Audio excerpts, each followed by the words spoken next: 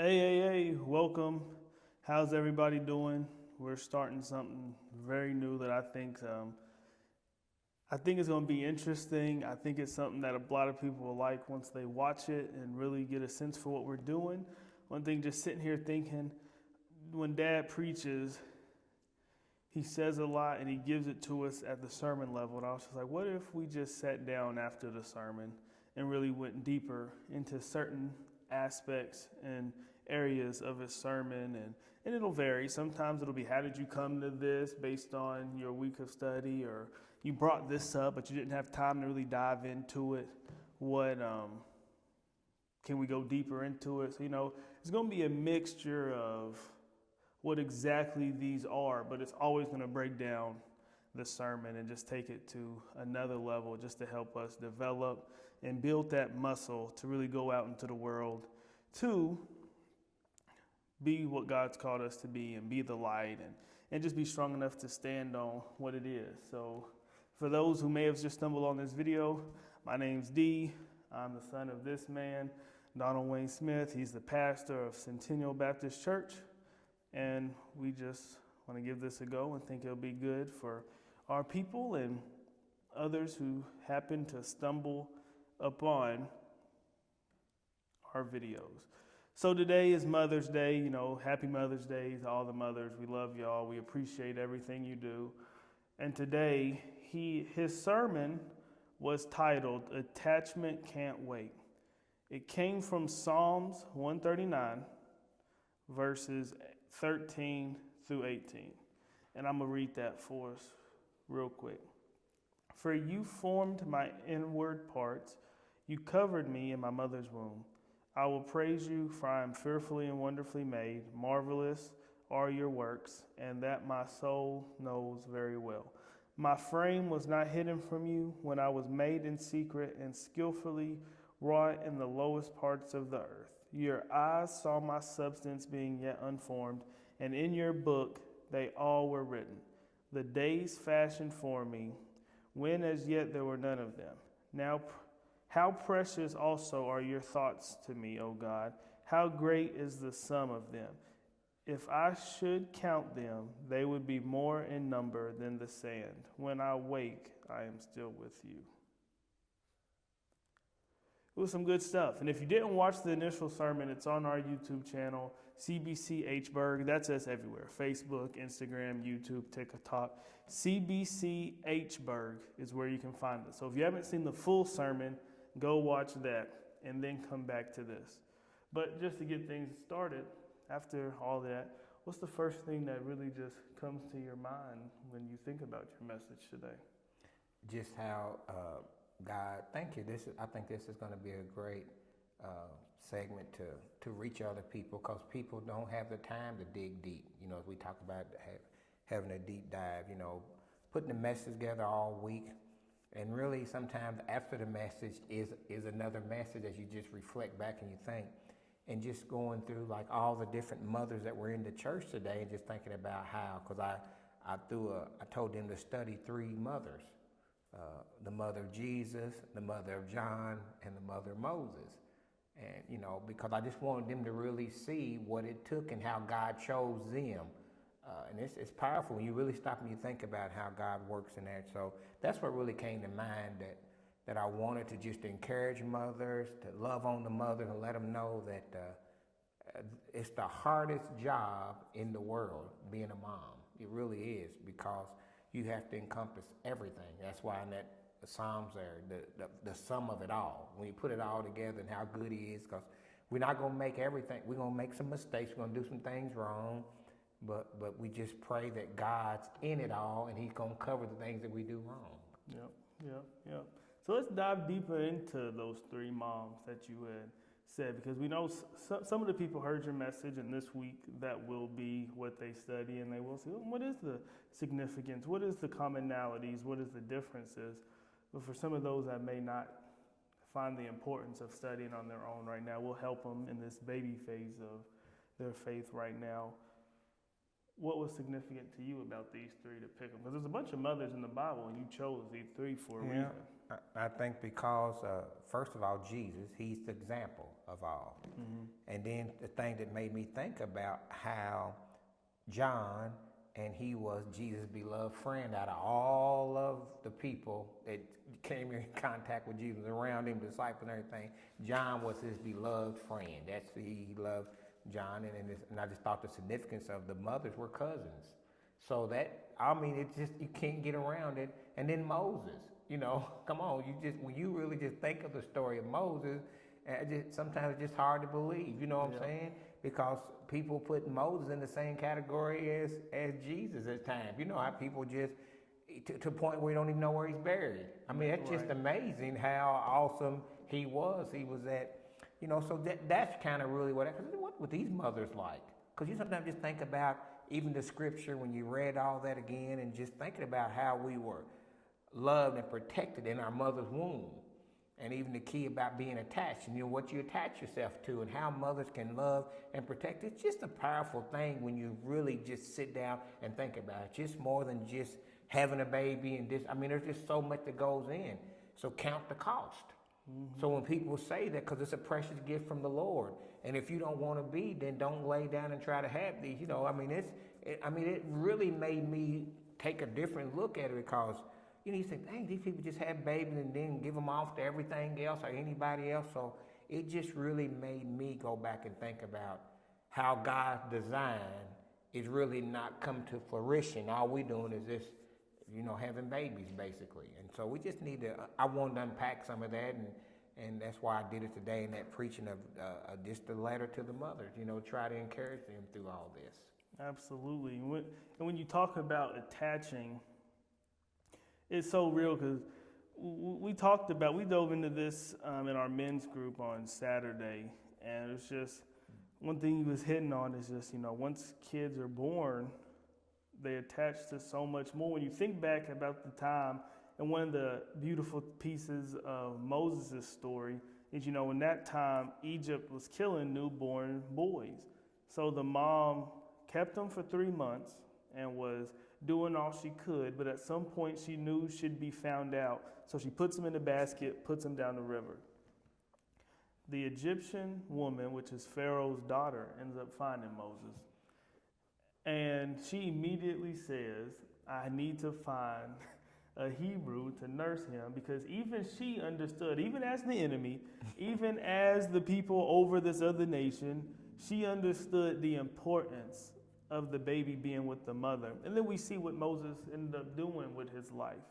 And I think that that's just such a big piece of how he was, because them foundations was set. Like you were saying in the sermon today, the singing when the 9 months, when he's with the rub in the belly, hearing your voice, eating the same food you eat, like all that doesn't go unnoticed.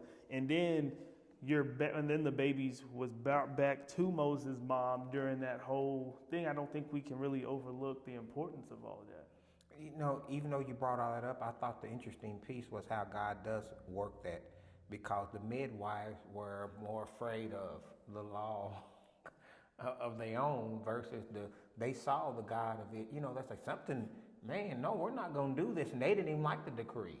So look at all the pieces that played in that. They didn't even, so that's what caused it. I mean, it's just like, wow, even in the enemy, they knew something wasn't right. And then, like I said, he was handsome. It was just interesting that all the stuff that really goes into that, the after fact.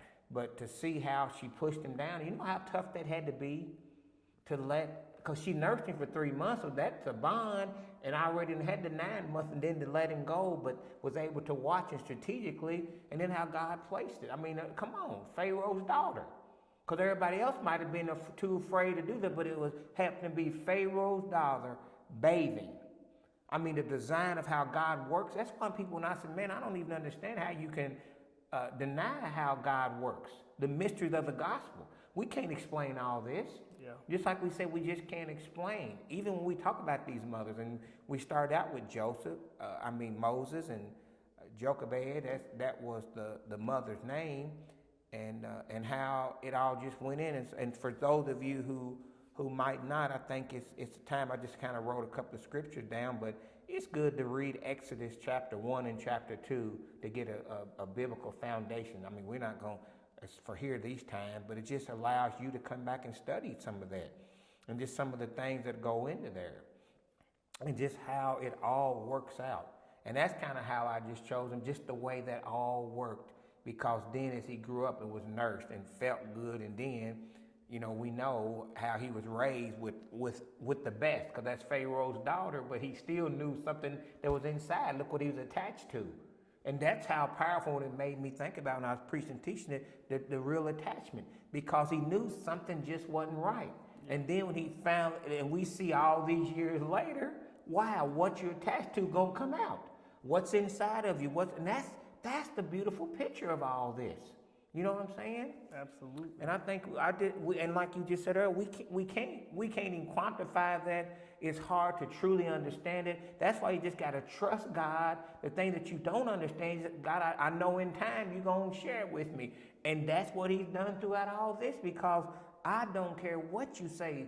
That had to be the toughest time in that mother's life, to give that, after carrying him 9 months, and then after 3 months in, to give him up. But then look how God had it. I'm going to see it. And see, now that I know how to preach and teach this, it's interesting. I'm going to see how, are you really all in? Do you trust me? Do you trust this whole process? And those things that you don't think about at the time. God knew what was best, because now look on the other side of all the people bathing. Pharaoh's daughter bathing. Pharaoh's daughter, and Moose, she knew, like you said earlier. So it's just a beautiful picture of how God operates. That's what I'm saying. The more you get into this, the more you study, the more you want. Because oh, taste and see that the Lord is good. And I just think that's how this works. Sometimes people think you just pull stuff out. No, I just thought about, because those 3 mothers had to be, something. Yeah. You just think about how that goes. And then we transition into, me, Mary. And I was just sharing with you on the way over here, we were preparing for this. I just thought it was interesting, and we kind of had a giggle and said, what made God choose Mary? And the theologians and all the historians talk about it, said she had 3 things: her faith, her humbleness, and her virginity. And I kind of laughed, and I said, well, I know a whole lot of faithful women, I know a whole lot of humble women, but that 3rd piece got them. And it's just kind of wild how God works, and all 3 of them coming into phase. I mean, you just sit there, you just think about this and how. And we look at the lineage of Mary and Joseph. They was linked to David, descendants of David. So, and we know what God said about David, a man after his own heart. So you know that they had to see. So that part's in you. I mean, it's just amazing, because we just say, well, I guess just randomly just chose Mary, and then when you look at it, you start to see. And so it makes us look at ourselves, as a man of God who's married to a faithful, humble woman of God, and how do I support her? Because we know that Joseph was ready to, oh no, wait a minute, now we're getting married, and you was now all of a sudden, and we know the whole story, and the angel had to come and talk to him. Look how God's all in this.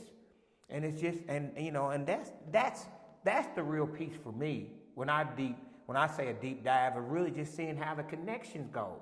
Mm-hmm. You can't it's hard to bring all this out in a message and a sermon, but you got to hit the pieces and meet people where they are, and then it would make them want to go back and see. So I'm thankful that God put this on your heart, and we can have some after messages certain times and just talk about different things to allow people to see. So you see how that's working. So then you look and you go like, wow, that's interesting. Am I humble enough? Am I faithful enough? And have I preserved myself for who God's got for me versus me trying to choose myself? Yeah. And then the last one, and then we can talk more, but then the last one, just Mary. Elizabeth. And again, how she's connected to Mary, and they are at the same time, get pregnant same time. And we know the story that Elizabeth couldn't, at old age, she was in her older age, and like it was just way past, as they say, way past her childbearing years. And they meet each other, and then they jumped and said, you with me, cause no one knew. It was all quiet, cause nobody couldn't find it. And she was carrying baby. I mean, it's just, but man, and we talk about today in there, and even in one of those definitions from Webster, it talked about cousin. And to me, when I saw that, it made me tie that in, how strong the bond is. But again, so if Mary and their first cousins and the lineage of this, then you know that her lineage is connected to David too, so all this stuff. So they knew. what King David, and he loved the Lord with all his heart, mind, and soul. So you just really can't get around it. God has to be the centerpiece of our everyday walk, our everyday life. And that's the beautiful piece. And how do we get people to really walk into that and understand that this just doesn't happen? And I think sometimes there's a lot that goes into this. Yeah. Being men and women of God and doing what needs to be done. And like today, and I realized that, and I laugh and giggle too, but we realize how precious life is. And God designed woman to carry that precious life for 9 months of the love and protection. And my goal today was to figure out, to make sure moms know that it just doesn't stop there. That, man, those formative years, especially as we talk yesterday in men's group, those first 4 or 5 years they talk about, their mind is being developed and you really gotta really be careful of what you let that mind attach to. Yep. Whether it's TV shows and all this babysitting, it's just, so a lot came out. So I was just excited to get that word out today that God designed it this way. And somehow we give our kids over to all the world's devices, and then we wonder why. And then today, when we was reading all that, you saw mental health, physical health, all the disabilities that come with being detached from the parent. Yep. That's good stuff, man. And this is what we're going to wrap it up on. We're going to get his final thoughts on this. So what he's talking about when he says attachment, he gave us 3 different definitions. Number 1, an act of attaching or the state of being attached. 2, a feeling that binds one to a person, thing, cause, ideal, or the like. Devotion, regard, a fond attachment to his cousin, a profound attachment to the cause of peace. And then number 3, psychology, an emotional bond between an infant or toddler and primary caregiver. A strong bond being vital for the child's normal behavioral and social development. And I just think that's so huge, because when we really look, and he said something, first time I heard it was in men's group, when he's talking about back in the Industrial Revolution is when things changed, whenever more women started working. And like he said, we won't put this clear. We're not telling you to be at home and do nothing but have kids, do whatever you do. But you better understand that, like he said with Mary and all, these things don't just happen. God has these ways to put people in a proper position to produce what he wants us to produce. So if we're out doing what we do, and our kids are at daycare for 40 hours a week, and then we're relying on the school teacher once they get of school age for 40 hours a week, and all these other outside influences are putting information into our kids and our families. That's why you see the world going the way it is going. Our parents used to be the people that had the most influence on us in our primary years. Now they're not. By the time you was at daycare, then you come home. I was working all day, so I'm tired. Wife's working all day, she's tired. So now that the kids watching TV, and the TV's raising them, and there's all these things that we have to get back out of the way and get back into the biblical order, so that we're raising our children. We're the ones telling them what their morals are. We're the ones showing them how it is to be human and be a child of God. Got some last things to say on that? I just think again, as when I was concluding this message, and I do want to read it, because sometimes we forget things. I just thought it was so powerful. I'll conclude by wishing Happy Mother's Day to all the moms, because they get it. Some get it. I don't care what you say, how much of that love and protection. This is not me to beat you down. This is me to love on you, to show you where you are. And like I said today in the message, if you're not doing it, then you got a chance. That's the beautiful piece of this. God's forgiveness, God's grace, God's mercy for us to get it right, because this is so powerful. And it said, but there who are investing your lives in raising healthy, growing, spiritually nurtured youngsters. Despite the pressure of the world building your homes and families, you will never regret what this period of your life will mean to you in the years ahead. Bouncing along behind you is a wagon load of humanity that God himself pronounces as a blessing. And I said earlier, because babies are a gift from above. They are a gift from above. God just don't. I mean, when you think about when you even think about how the egg, how to go through, and we know all that part and how it has to connect. It's just crazy when you stop and you think about it. And I'm just praying that the mothers truly understand what it means to have this precious gift called life that is being formed in you for 9 months, and no one can get to it but you, and you take that very serious.